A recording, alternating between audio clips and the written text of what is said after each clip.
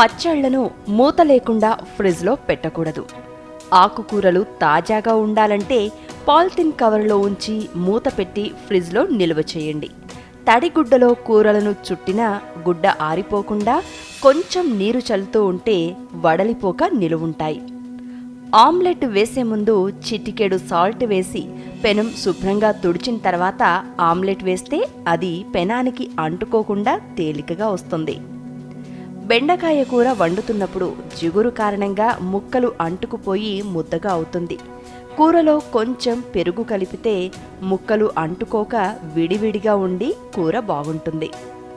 కొబ్బరి చిప్ప నుండి కొబ్బరి ఊడిరాక ఇబ్బంది పెడుతూ ఉంటే ఆ చిప్పను పెంకు వైపు కాసేపు గ్యాస్ మంట మీద వేడి చేయండి.